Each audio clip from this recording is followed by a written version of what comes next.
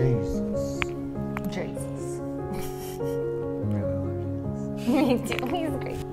What's going on, guys? Hi. This is amazing that we're doing this Finally. after like 9 months of talking about it. Mm-hmm. Of course, at that point, we were only married for 3 months, so it really didn't make sense. So, so anyways, I'm Richard, and this is my lovely wife. I'm Gabrielle. Hello. So we have been talking about doing a relationship, marriage, talk, video, podcast for a while. And God put a lot of obstacles in the way. We put a lot of our own obstacles in the way, mostly us. Yeah. But we also just weren't ready. And a lot of people are thinking, like, you've only been married a year. Do you think you're ready now? The answer to that would be probably not, right? Yeah. But I think there's a lot of wisdom and a lot of thought that God's really invoked into us and put into us. And just to talk to people who are going through that now and like new relationships or dating, and we're so close to all of that, right? Like have been single not that long ago, right? Have gone through engagement and gone through marriage now for the first year, and doing it a totally different way than we've ever done it in our lives previously. And to see what the fruit of that has been, I think it's something that God's really placed in our heart to have that conversation about. Yeah.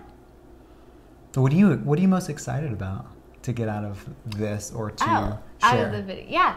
What I'm most excited about is maybe I don't know, like we're not experts by any means, but I would hope that God would be able to use us to shed light on just some of his truths and learning about what a godly relationship really looks like. Because I think without God, you really can't have a successful relationship. And some people may argue that, and we'll go into detail why I think that throughout this series. But yeah, I guess I'm just excited to hopefully encourage people. I don't think we're going to stop them from having issues, because that's just not reality. You're going to have problems. But hopefully at least be an encouragement and show them that you can have issues and still make it through on the other side and grow and be better. And that, you know, it breaks my heart that the divorce rate is at 50% even in the church. And, you know, we should be different, right? So why are our divorce rates as much as the rest of the world? That doesn't make sense to me. But I think we're going to try to dissect maybe why that is. And I don't know, maybe we're going to learn in this process too. So yeah, I didn't grow up in the church, so hearing that, I never really thought much about it, or I don't think I really knew that growing up. But when I really started getting into church, when I got saved, and hearing that, it was really overwhelming, I guess, to hear that even in the church that the divorce rate is so high and that problems really aren't that much different. And then being in the church and seeing it, it wasn't as surprising, right? And I don't mean that in a negative way. I just also see how, you know, we still go about things in a worldly fashion, and we still care about things that other people care about, or we care about what people think. And I think it's been something that's been really, God's been pushing us and challenging us over the last year to not think that way, to not think like we used to, right? It says in the Bible, we're clothed in Christ, we're new, we're not to think the way we used to. We're supposed to put all of our thoughts and our lusts and our old life behind us, right? And so he's really been challenging to do that in relationships and in us individually. So, which leads us to our core scripture for our marriage, right? We've kind of imposed recently, and really for this that we want to focus on is in Ephesians, right? And it's Paul's prayer to Ephesus when he writes in Ephesians. And so I want to read that through that real quick. Do you mind if I read that, babe? Yeah, of course. Awesome. So it's Ephesians 3:16 through 19. And again, this is his prayer, starting a little bit down in the prayer. It says, I pray that out of his glorious riches he may strengthen you with power through his Spirit in your inner being, so that Christ may dwell in your hearts through faith. And I pray that you, being rooted and established in love, may have power together with all the Lord's holy people to grasp how wide and long and high and deep is the love of Christ, and to know this love that surpasses knowledge, that you may be filled to the measure of all the fullness of God. And you know, I've recently went through, you know, kind of a study of Ephesians, and I've read through Ephesians. I think most of us have read through Ephesians at some point. It's not long. It's, you know, has a lot of love in it, right? And it's really, actually recently, it's really become a really popular book to study. But man, rereading that here recently was something that just knocked me over. Just talking about, when he talks about how long and how wide and how deep the love of Christ is, that it surpasses our knowledge, right? I think we talk a lot about our human mentality and how much we can grasp of who Christ and who God is, and we can't. These brains can't do it. Yeah, they can't. So that's kind of be the root established in it, and it's going to be established in love, not just our human love for each other, but like God's love for us is the ultimate love that we strive to have and seek and be every day. Yeah. I mean, I think that's the whole reason we decided to call this Marriage Takes Three. And I know that that's been, you know, a known kind of statement or title for different things, but we just really connected with it because we've talked about that in our personal lives of, we would not be married right now if it weren't for God. Like, we would have never even made it to the altar, to be honest. Yeah. And it's come with humbling ourselves before God and giving everything over to Him, and He's the one who did it. If we would have done this on our own terms, we would have broken up a long time ago. It would have just been another shattered relationship. And so it took Him. So it takes 1, 2, and 3. That's it. And the third is the most important. Yeah, having that sure. as your foundation. I think He's really number one. Yeah, and I mean, it's all the time, right? Yeah. I think it's all the time, not just when you need Him, not just when your marriage is struggling or when you're, you know, frustrated at your spouse or going through that. And you're going to go through that even with God in your relationship. Like, let's be real. Like, that's going to happen. And we'll talk through what our last year's been like over this show, right? Of not necessarily today, but over next episodes. We'll talk about, be super transparent. We try to be transparent with people when we talk to them about not trying to tell them that like marriage is easy and it's great all the time and it's you know, all these things. And ultimately, we always say marriage is amazing. We would never change it. Highly recommend it. Yeah, we you know, doing it the right way, it's been the most wonderful thing I think both of us have done.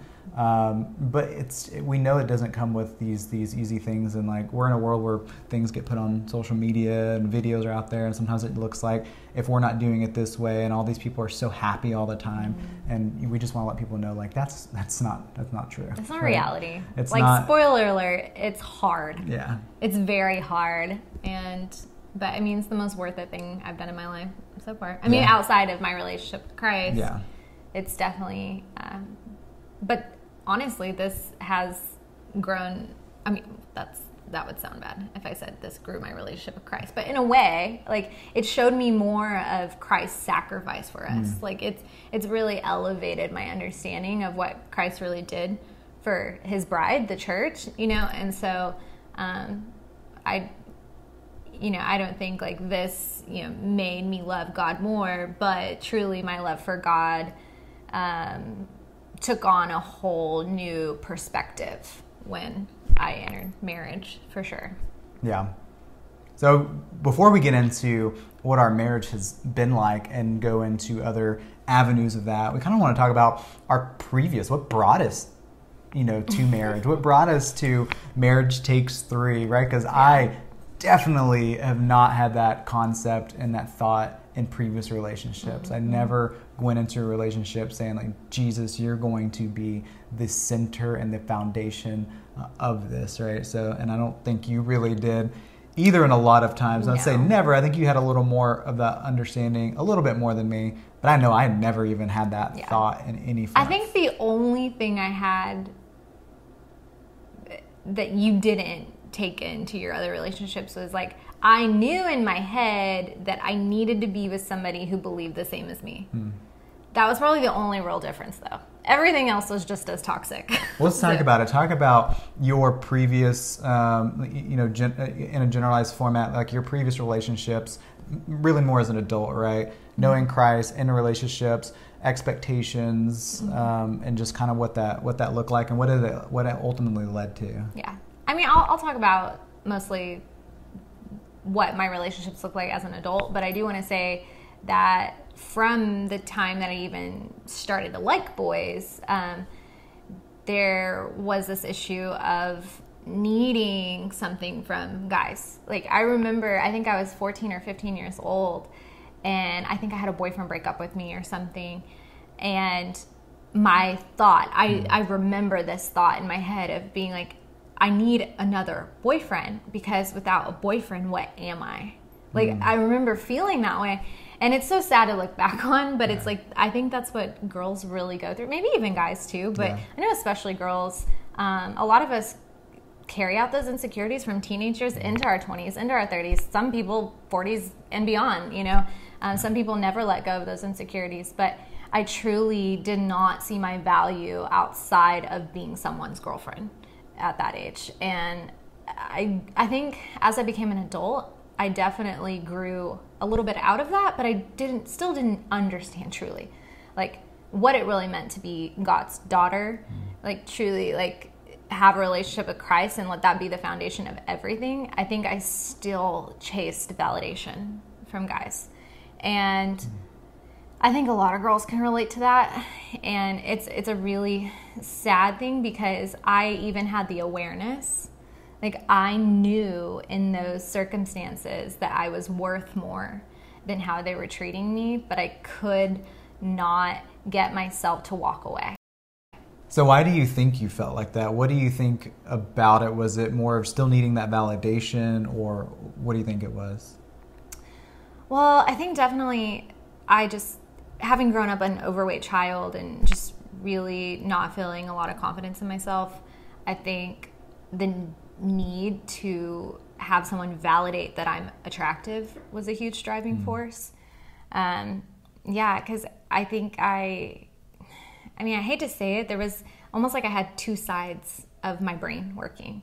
I had this one side that knew God, that knew I was worth something. Like, I knew I was valuable and I knew I deserved to be treated a certain way. But then I had this other side that was just so full of insecurity and so full of self-doubt. And it's like I had to go to people to try to fill that. And ultimately, I mean, anyone who's been through that knows that might be validation for a moment, but it's not going to take you more than a week to need somebody else to validate you, unfortunately, or that person to then, again, validate you again.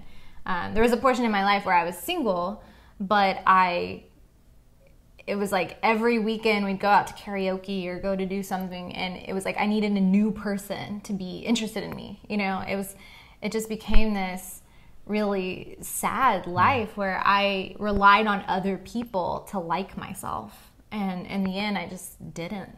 I still didn't. And yeah. So through all those relationships, what was the spark for change, or what made you just say, like, I can't continue to go in this cycle and keep doing this? Like, what was that? Yeah, I mean, that was a hard development. I honestly, so what I just described with going out on weekends and stuff, that wasn't a norm for majority of my early 20s. That didn't really come until I lived in Los Angeles. So earlier in my 20s, I had actual committed relationships, like semi-long-term. I never really had a super long-term relationship, but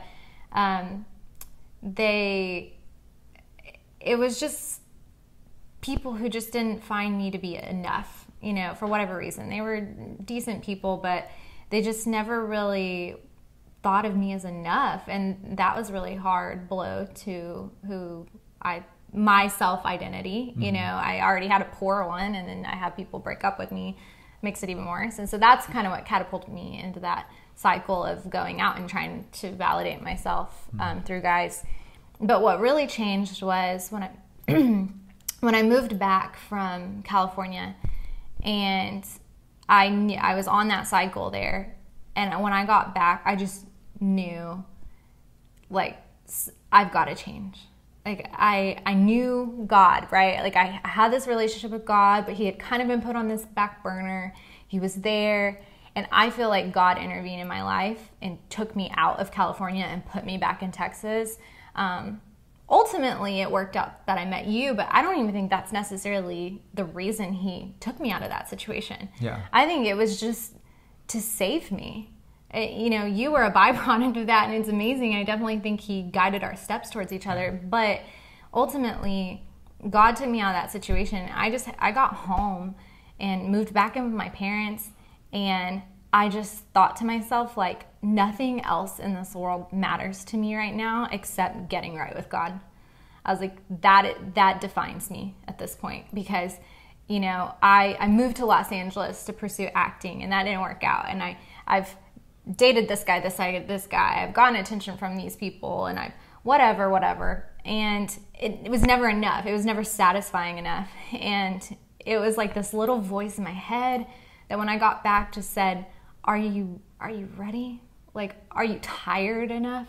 Are you ready to lay it down? Because there's something so much more for you. Like, you know, and it was just God talking to my heart, just saying, like, I value you. Don't you get, like, I'm going to get emotional. Yeah, I do that a lot. You might see me cry. Yeah. But, like, just God just met me where I was and just said, like, don't you get it? Like, none of those people can validate you at all. Like, none of them can show you your value. I can. I made you, and I love you, and I died for you. Like, that's how valuable I see you. And you know, I ultimately believe that the cross and Jesus dying was for his glory, to show God's glory. But I still know that he died for his people, right? He died to save the world. He died to save me. And in that moment, I was like, I'm doing myself a disservice, and I am disrespecting God by not telling him, like, his love and his sacrifice is enough to believe that I'm good enough. You know, like, if he's willing to die to save me, shouldn't I be graceful and gracious enough to fall at his feet and say, I'm yours, and I know I'm valuable because you love me. Like, and I think that was what changed for me. And I just, like, dove head first. I mean, I stumbled for sure. Like, the first several months, I was still dealing with the consequences of a lot of my choices and feeling bad about myself, but God just, like, working on my heart and just getting me back to that place. And I think that that's when he really started preparing my heart for marriage. And so, yeah, I mean. Yeah, I'm so glad he got a hold of you. Just yeah. Worked it out, because now we're here. Now we're here. And I get to stare at you every day, and it's great. Yeah. Yeah, we lived pretty different lives in a sense, right? Like, but I think we were shaped by similar stuff, right? Like, I got shaped by, you know, culturally, right, by how men view women, right? I was in sports. You know, I grew up also an overweight kid. And then once I started getting into sports, football and stuff like that, and got into better shape, people started paying more attention. When I say people, girls started paying more attention to me. And that was different and new for me, right? I was always the chubby, nerdy kid. Yeah. And still kind of am sometimes. I mean, a little bit. And I'm okay with it. But yeah, so I think like, and then that led to, at age 12, like, into it was the first time I viewed pornography. And that just totally changed my mentality of relationships and women and expectations. And the guys I hung out with in high school and college didn't help, right? You know, and it was my choices, right? I made those choices. Those are my friends, and we choose our friends, and we choose how we interact with those. And so, like, it was, again, this, like, cool college frat guy thing. It was just kind of what you do, unfortunately. And, you know, I just, you know, fell into that and became part of that crowd. And yeah, it just shaped my way for women. So even though I always had this heart and I love people, and I was always kind of never took it past a certain line, that's how I justified it in my head of, like, well, I was never, like, aggressive, or I was never, like, really that guy who was trying to go out and meet, you know, a different woman every night. You know, I wasn't any better, right? Because sex was still a thing that I pursued. Women, you know, flirtation, and again, it wasn't even necessarily those things. It was the validation, right? Kind of like you talked about. It was validating that someone liked me, someone wanted me, someone wanted to choose me. To always know that, oh wow, like, even I would get out of a relationship, and part of my head was like, I'm not going to find a girl who's going to want to date me or like me, which is, it's so weird, because I think, you know, you always can, but it's like, I even thought that before we met. I told you that. Yeah. And it's this thing of going, it's this thing in my head of going, like, I'm just not gonna, I need to find that person to like me, because if they don't, then what, right? And then what's that look like? And so through all that, even after getting saved, right, like going back into that, and there's a lot of reasons for that, but going, still feeling that and still feeling that need and that validation, because I never just really pursued Christ. I never understood his love that he had for me, and it was never, it's enough, but it was never enough for me because I didn't pursue that and understand it until 3 years ago, getting out of that relationship, being engaged and being in a relationship, and then getting to the point of almost losing everything, or pretty much losing everything in that moment. Everything I held value to, right? Material things, cars, a house, a business, money, whatever it is, freedom. All of that went away, and I just knew at that moment, or really before all that went away, I knew I had to make a choice of, what am I going to do, right? It's like the old fork in the road, right? Like, well, what are you going to do? Are you going to choose to kind of go back to what you always go to when you get out of these relationships? Or are you going to finally choose to surrender everything, right? And it's not partially surrendering it, because partial surrender is not surrendering at all. And I think we see it. I think that's why you see 50% divorce rate in the church, is because most of those couples, right, that I see, right, because we look at the fruit, they're not fully surrendered. They're partially surrendered, and partial surrender is not being surrendered at all. And I didn't really, no one ever really mentored me in that or told me that. I found out the hard way of that. And I just knew in that moment, I said, I have to pursue Christ with everything that I have. A whole nother story, but I go back and I go, I don't think I was really saved till 3 years ago. Until I really made that commitment. It's just it's just my belief, especially reading through the Bible and in prayer. I just don't think all through my 20s, I don't think everything that I did added up was any fruit of me being saved, of me, really having the Holy Spirit, right? There was no fruit to that. There was nothing to show that outside of being nice sometimes or doing good things every now and then, right? I could justify that, but, I did at the time. But having that fork and saying, I remember praying to God in that moment, going, God, I want a woman who seeks you and reveres you and loves you and is sees herself in you, or you in her, and just that person who's going to challenge me, who's going to go with me in the relationship, to seek him together. That's going to be that foundation. I set boundaries at that time. I had never done that in my life. Oh, that's something interesting, right? That we both physically wrote down boundaries for relationships very shortly actually before meeting each other. Physical boundaries. I mean, that's more specific, but for just sure, relationship boundaries and same boundaries. And it's and I think it's critical. You talk about writing it down. I think it's critical to write them down. Don't just put them in your head, because I promise you, when it comes to that line, you're gonna cross it, and you're gonna move it, right? Because it's not a real boundary in a sense. It's not this accountability. And can you write something down and still break it or still cross it? Of course. It just means something more when you physically I'm writing this down, and I'm going to abide by this, but it's not by law or white knuckling it. It's now writing it down and submitting that to God and saying, God, I need you to be able to hold these true, and I need you to be able to stay within these boundaries, because without you, I know eventually I'm gonna let go. Is it okay with you that I want to specifically say basically what we're talking about, because we say physical boundaries, and some people don't really know exactly what we're talking about. And so I want to be, in this podcast, I want to be very blunt. I want to lay it out, what we believe is truth, what has worked for us, and what we've, how we've carried out our life. Because I think the best thing we could ever do for someone is tell them the truth. That's true love. People who sugarcoat stuff and tell you, you're fine, you're okay, that's not love. That's someone who doesn't care how your life goes. That's somebody who doesn't care if you make mistakes or not, and if you have to suffer the consequences. That's somebody who isn't invested in you. And we want to be invested in anybody who's going to listen to this and tell you the truth. And even if it's hard to listen to. And so what we're talking about, physical boundaries, like we both made the commitment that we weren't going to cross any lines on a sexual basis. Like, so there was never going to be, not only, you know, it wasn't going to be this, this idea of like, oh, we're never going to have sex. Well, no, it's like, we're not outside of a marriage, like we weren't going to have sex. We weren't going to talk sexually to each other. Yeah. We weren't going to insinuate anything. We weren't going to do anything that even would put our brains in a sexual state where we're thinking about each other sexually.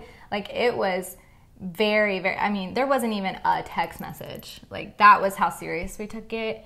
And I think we have reaped amazing benefits from that. Like our marriage, I think, has flourished because of it. I think it's something, I mean, we need boundaries far past just physical. I mean, there needed to be a lot of spiritual boundaries and stuff as well. But I mean, as far as speaking about those physical boundaries, like when I wrote that down before meeting him, like that's what I meant. I meant like, mind, soul, body, I am committed to staying pure from this moment forward. And side note, like neither one of us were virgins when we got married. Right. We weren't. We had both experienced that. And so it was regrets for us. I mean, some people say, have no regrets. I'm like, I do. Like I made mistakes. I sinned. I did something wrong. And I felt like sorrow for that, and I went to God and I repented for that. That's what you need to do. Like if you have had sexual relationships outside of marriage, like you need to go to God and repent. You need to, and you need to stop those behaviors. And if you don't like that, then you're probably not going to like the rest of this podcast series, to be honest. Yeah. Because those are the kinds of things we're going to tell you, because we've seen it. We've come out on the other side, and we can tell you that God's way is far better than ours. It really is. And I feel like we have gotten nothing but blessings because of surrendering all of that to God. So well said. Thanks, so well said. I think it is. It's so important to know, one, what the Bible says, right? Yeah. Like the Bible does not shy away from this topic on what that looks like. I think one of the biggest things it talks about too is every other sin is done outside of the body, and sex is done inside or to the body, right? Yeah. Like it brings that up for a reason. It brings that up not to just point out an obvious fact or statement. It brings it up because it's so severe that it really does, I won't say damage, but it really does make a difference to your body. You do have these soul ties, right? Like, when they talked about, marriage in the Old Testament, even going to the New Testament, and they talk about consummating and becoming one flesh. So that was sexual, right? Like that was, you became one flesh in that way. So like you tie yourself to this other person, and without repenting and really just asking for healing and going through that process and letting God do that in you, it makes it a lot more difficult down the line. So, but that, I think, leading through that, having those boundaries, really praying that prayer. And I think, when we met, 2017, right? So November 22nd. Officially met, right? So we met through technically church, social media, right? But we knew each other because of church, people from church. We had added each other on social media because of church. Mutual friends. But we actually, we don't go to a large church, and so it's very interesting, and we never crossed paths at church. Right, that was weird. But we got invited to a lot of the same things, stuff like that. I just always say it's because she's short, and she was always standing by someone tall, and I just kept missing her, so... but yeah, so I think, so we met for coffee at Craftwork Coffee in Fort Worth, Texas. Yes. And I think we hung out for a couple hours, just talking, just getting to know each other. I'll explain. I asked him out. That's true, she did. I could tell you liked me. You were always liking all of my stuff and commenting on my stuff. So I could tell. You still asked me out first. So. I did. I was bold. Girls be bold. It's fine. But so I asked him out to coffee. So that's where we actually physically met first, was at Craftwork Coffee, and got to know each other there. Yeah, so we had made plans at that point, I think the following week, to go hang out, or to not really hang out, just to see each other again, get to know each other more, and just really kind of see where it went, right? We both felt a strong connection and really liked each other that first time. We just wanted to get to know each other more. And then what was it, the day before? Or was it the day of?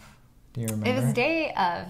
The day of, I messaged her and told her Actually, the way it happened is the day of you canceled, but you didn't tell me until the next day why.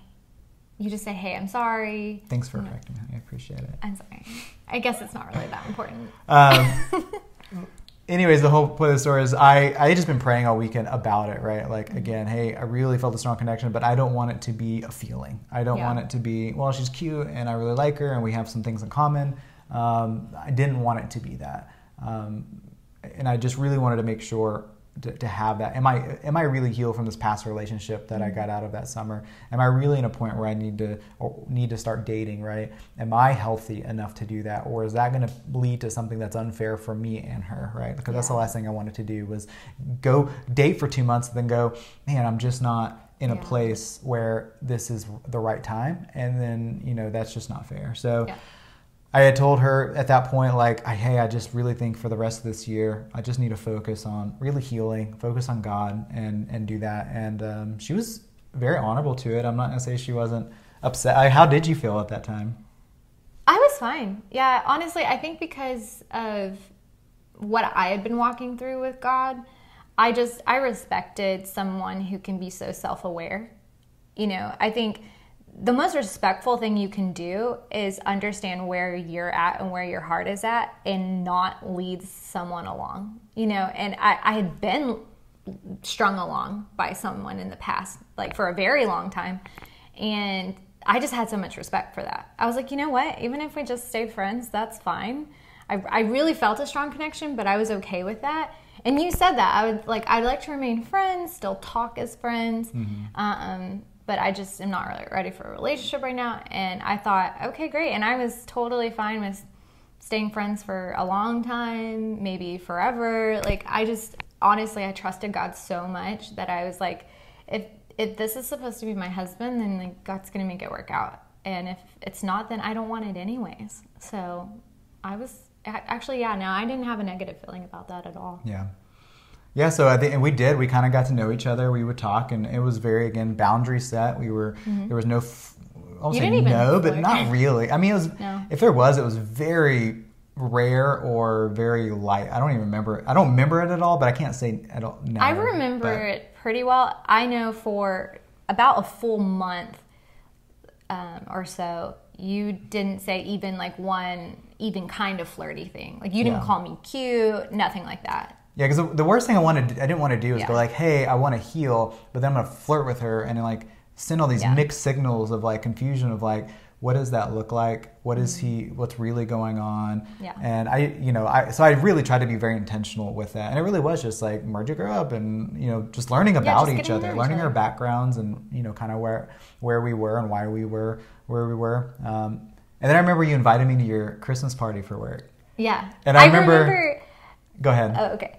I just remember asking the girl at work, going, should I? Because I told her about you.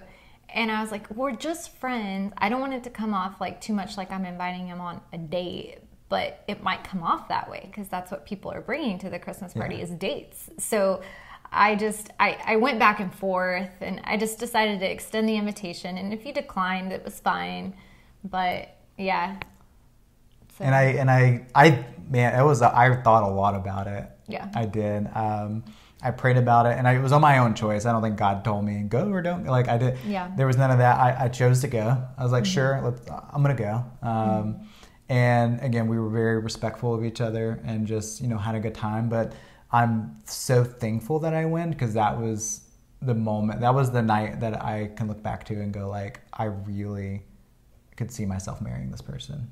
Oh. Like, I really think that was the moment. Was there any like specifics, or just like the whole night? I think it was just a combination of the whole night. Like, we just had fun, and we were just ourselves. There was no pressure of like, sometimes you go on a date, there's just pressure sometimes, right? Like, you almost feel in a sense, like even if you're yourself, like you're still a pressure of performing in a sense, right? Of like, or this thought in the back of your head of, does this person like me? Yeah. And I just don't think, I didn't have that at least, and I don't know if you did, but like I just never felt that all night. And I think it was this freeing, just like we can have fun and enjoy, and we did, right? And I think that was the moment I knew that there could be something. And then it was probably the end of December, right? That last week of December when we officially went on an actual second date. Yeah, and then that led into us dating, talking, into January. But before we did, where I'd finally go like, I really feel I'd been praying, I had been just journaling, talking, reading, all this stuff, and I just really felt in a really healthy place, and I felt really confident in Christ, and I felt all these things, and I remember telling you like, hey, I feel good. Where do you felt good? And they're like, yeah, but God's telling me to fast for 3 days. So I'm like, yes, we're gonna get to start like kind of talking and actually get to have those relationship conversations in a sense, and move into that. And then God tells you to go fast for 3 days, and I'm like, okay, awesome. I temporarily ghosted you. Yeah. Well, Holy ghosted. Holy. Yeah, that's dorky. You holy ghosted me. That's probably a good like go-to, like Holy Ghost, go fast about it, think about it, get with God about it, And again, I think we both had this thing of like, through this whole relationship, it's not going to be about our thoughts, right? Yeah. It's not going to be about what we want, because again, our desires and our heart of like, I really like this person, and I really want to date this person, I really want to be with this person, are always going to be fleeting, and they're going to be really misleading a lot of times, right? Like they're true and they're real, but they're going to lead to places that aren't always good, and God's not going to lead us to those places, right? Yeah. So what did you get, without going into super detail, what did you get out of that fast? Like, what did you come out of that? Do you remember? Oh, I remember. Okay. So I did a 3-day fast from January 1st through the 3rd. And I fasted everything. I fasted him. I fasted social media. I fasted TV, any really kind of media entertainment. I fasted food. I drank nothing but water. Yeah, I definitely, I think I might have had coffee. That's irrelevant. Anyways, but yeah, I went hardcore on that. And the reason was because I was so determined to hear from God and to not make mistakes. And I did exactly that. Oh, it took me a while to learn. But it's a good thing, because I did have a godly man next to me. So during those 3 days, I really sought God on a lot of things, but especially this relationship. And he told me to lay it down. And I knew he told me to lay it down. And I was like, well, and I tried to justify it, right? I was like, he didn't really tell me to lay it down. He just wants to make sure I keep him first, keep God first. That's what he's saying to me, But no, I was able to look back on that and go, no, he told me to lay that down. And we'll explain why that was the case. But I chose less than just a few days after that fast to enter into a relationship with you, like an official relationship with you, and did not listen to God. So I came that far, and I still was choosing not to listen to God. That's how many times we do that. We justify what we heard or what we want to hear. We tweak it to to fit our agenda. I think it's just like us creating these things and then asking God to bless it, and then pretending like it was his plan, right? When it's us formulating it. We do that so many times, and it's so dangerous to do that, because then we get a misconception, or really just a false conception of who God is. Yeah. And so 5 weeks later, right? We and I think that 5 weeks was great. I think we learned a lot about each other. We learned a lot about ourselves. Spent a lot of time together. Yeah, we got to go hang out at coffee houses, have dinners together, and just really spend time. And it was really good. And then about 5 weeks into it, I started feeling like we needed to take a break. And it was just something that someone was really pressing on me of like, something's not right. Basically. Yeah, lay it down. This isn't right now. It's not bad. There wasn't anything that happened Yeah. between us that goes like, well, we just shouldn't be together.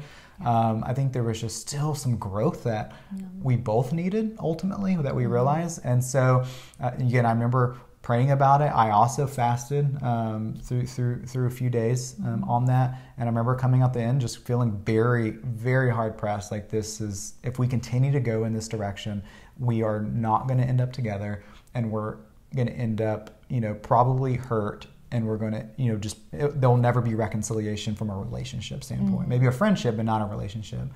And so it did. And, having that conversation was really tough. Yeah. Right? I know it was tough to hear too. And then we took that time, and I think we both took it seriously to really submit to God and to say, what do you want out of this? Right? And then from that point, we went, 5 months? Yeah.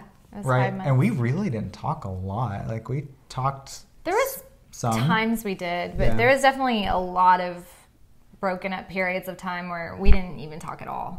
So, and that was very hard. Yeah. And I think leading into, I think it was like the end of June, I remember talking to you, and you had a lot going on in your life and in your family, and you had some big things going on, some really pressing, heavy things going on. And I remember just talking to you and just could tell like something was not good or something was just off. And just saying, hey, what's going on? You kind of told me briefly, like high level it was, and said, and I think we both decided at that point, like, well, let's go to dinner and we can talk about it. So we did. And we ended up going to dinner. You told me everything. And, it was just grateful to be like, we weren't really super close during that 5 months. We didn't talk a whole lot when we did. It was, hey, how are you doing? How are things going? Right? Like we never really talked in depth and continued that. So to go and pick up from that, and for you to trust me with that, what you told me was a huge thing to tell me. It was just amazing. And I think what the most amazing thing of this night was, right, without going into a ton of detail that's not necessary, is I think going through that end of the night and just feeling so comfortable around you. But we never once talked about relationships. We never once talked about dating again. We never once talked about us, right? It was kept about, what that night was about. And we just left. And it was kind of like, a great night as friends to just have that conversation. And I think that's where I felt so comfortable of like, wow, there was no pressure. Yeah. There wasn't this like underlying thing of like, oh my gosh, I have to be with her, or oh my gosh, like I need to keep doing what I'm doing, right? It was just a great night. And then 4th of July, we had a cookout at our apartments with a bunch of friends, and you got invited, you were there. And I think that, at least again, that was another moment, big pillar moment for us, where I remember just looking at, we didn't interact a whole lot at the beginning, more towards the end of that day. And I remember just, kind of looking at you as I'm talking to people, just going like, just this feeling on my heart. And just going like, I felt in such a good place. I could tell you had gone through so much and so much growth and just, with your relationship with God. And we talked about that, and we both kind of knew where we were. And I think that was kind of that spark again to go like, I think we're in a good place. Do you mind if I explain like what I felt like I learned during that time? Of course. Okay. I'm just trying not to make this podcast outrageously long. Anyways, so what I think that 5 months was crucial for me in my walk with God. I'm sure there were things you needed as well. But for me, that first 5 weeks we dated, I was so insecure. I was anxious all the time. We would have great nights, and I loved it. And there's really nothing he was doing to make me feel that way. But I realized like my past and my past relationships, I was anxious he was going to leave me. Like every time we'd hang out, I'd be paranoid about like, is he having a good time still? Does he still like me? If he didn't message me for so long, I felt like, is he going to break up with me? Because those were things I had dealt with in the past. And when we had that 5 months broken up, God just really got a hold of my heart and said, does it matter? Does it matter if you're with him or not? Does it is marrying him gonna be the defining thing for your life, or am I? Like, is that gonna validate you, or am I? Like, God just really got a hold of my heart, and I got to this place of saying, I don't know what's ever gonna happen with us. We may never get back together. I may never get married. And that was really that time in my life where, and I think pretty much everyone should get there at some point, of you get with God and you get so close to him and you say, it doesn't matter. It doesn't matter if I never get married, never have kids, never get to do this or whatever, never get to achieve my goals, that you can look at God and say, you alone are enough. And I will trust you wherever you take me. And that's where I got in that 5 months. So, I mean, that was a huge 5. I mean, it makes so much sense looking back, like why he had us break up, because I would have never reached that place if we wouldn't have broken up. And then we would have broken up later and never recovered. So, I mean, that 5 months is what changed everything. Yeah, that's so powerful. Yeah. It really is. And I'm just so thankful. Like, again, it was this thing of, you know, just what God has done, you know, in that time. And I think of, and my brain's going dead, but Meshach, Radshak, and Abednego. Yes. Is that their names, right? My brain's going dead in a sense. I was like, is that right? But it makes me think, right? I've seen, you know, people talk on this, and I've seen sermons on it, and just it's kind of that same thought. We have to get there in life with God, right? Where we say like you can. Right? God, you can. God, you will. And even if you don't, right? Because they were like, God, you can save us. God, you will save us. But even if you don't save us, you are still God, and we still love you, and we still worship you. And it's like, you have to get that with relationships, with you know, jobs, just our purpose. We have to get to that point of, we know what God's capable of, but even if he doesn't, he's still holy and he's still God, right? And that's amazing. Yeah, so we got back together, right? You know, started dating, and you know, what's funny is we ended up going on a mission trip to India, right, in November of 2018, and we both committed to this before while we were broken up. Yeah. Which is amazing, because I think so many people saw us go on this. We were dating at that time, and people probably thought we you know, decided to go as a couple. We actually committed in our time with Christ and with God to go separately. We just felt both called to go to this trip. We were the only, you know, one of the few only ones from our church to Actually, go. it was just us two and a pastor. Yeah, that's true.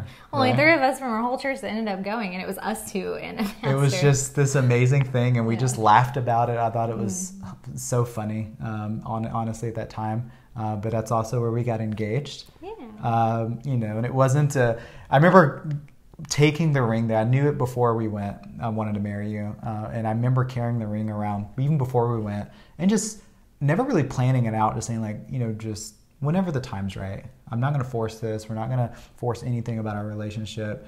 And even all through India, there was great times, right? There was a moment we were sitting on a river with fireworks going off. What a great time to propose. And it just didn't feel right to me. It just felt like it would have been unauthentic to do it. But it was the last night. I remember they had made us a custom dress. So you had a custom sari they had made for you.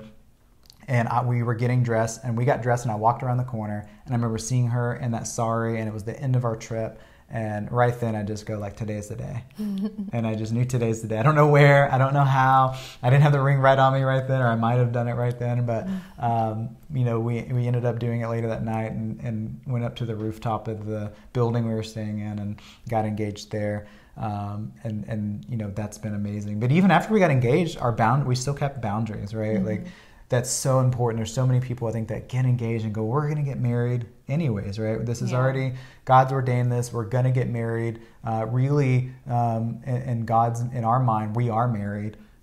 So therefore we can go ahead and cross those lines, because what's the point? And I just think it's so important to stay committed, right? Because that commitment really does, it's a heart thing, right? I really think it's something in our hearts. In our souls, and what God really calls us to do is to fully commit and fully see out the things that we've set for us, or that He's set for us, really. So I think until it's you know, until we're there, until we really are truly married under God and we consummate that, then at that point, that's when we're married. And I'm glad we did it that way. Yeah, me too. Did you have anything you wanted to add to that, honey? We got married in Greece. We did. We got married in Greece. I recommend that as well. We joke around that when we have kids, we're going to go out of the country, because engaged out of the country, married out of the country, kids out of the country. Why Things not? just don't happen in the U.S. Yeah, apparently we're not supposed to be here. We're supposed to be somewhere else. Madrid would be great. Yeah, We'll see that'd about be that. great. But yeah, that's kind of what led us to being married, and some story. And we'll probably go into a little more depth in some of these areas. But we really want to focus on small things and just go in depth on one thing or one or two things. But we really wanted to set the foundation, which is honestly God in our life, right? God in our marriage, God in our relationship, God before we even knew who each other were, God in the middle of that, listening to Him, right? I remember even when we laid our relationship down, I remember one thing, the biggest thing God was speaking to me was listen and obey, right? Yeah. When I command you to do something, right, or what I've already commanded you to do, but when I just like He asked you to lay it down, like listen, right? Yeah, and I learned. He showed me all these things, right? He talked about Joseph, right? He showed me Joseph in the Bible, and really, like, every story I kept going to and that was in my reading was about someone listening and obeying, right? About Joseph and him telling him to flee. He didn't wait a week. He's like, let me pray about it for 2 months, right? If he prayed about 2 months, what would have happened, right? He literally got up the next, and they were gone. I think of Peter going. I think of Paul or Saul on the road to Damascus, and when they sent the disciple to go see him, even though he was terrified because he knew who it was. I just think of these guys who were like, God's telling him to go do these, and it's like, listen to me, because I promise you I only have good things in store for you. Man, was he right. So true. He was so right. He has the best things in store, honestly. Does. So marriage truly takes three. It really does. It's not our own words and thoughts and directions, and man, our life from a year ago to when we got married, or a little over a year ago, to today is so different. Yes. So, I mean, I could not have even planned it to look like it looks like today. And it's not without pain. It wasn't without hard conversations. It wasn't with, a lot of discussion and making decisions, and we'll go into that, but I'm so excited that we're here where we are now, and you guys get to walk through, this marriage with us now, and that's what I'm excited about too. Yeah. We'll try to, I don't know, help you learn from our mistakes or our mistakes. I don't want to say our mistakes, but like what we've dealt with. Yeah. I don't really want to say mistakes. That sounds bad, but just issues we've had, just obstacles we've had to face, and hopefully it'll give you an idea that, one, you're not alone in the things that you deal with, and two, like, you can conquer them and come out better for it. So that's what I'm hoping for. You've never made too many mistakes that God can't redeem, which is the most beautiful thing. And I think people need to realize that is, no matter what they've done, no matter where they are, no matter who they are, that they are redeemable, that God finds them. Your worth is in Him, and you can find that, and that's the most amazing thing. And you can find that in yourself, and you need to find it in yourself before you find it in someone else, and commit to that. But so, if you have any questions, direct message us, email us, whatever questions you have, right? We would love to just hear what you have to say and to chat with you if necessary. So, thanks, love. Thanks for doing this with me. Thank you. Awesome. We'll see you guys next time.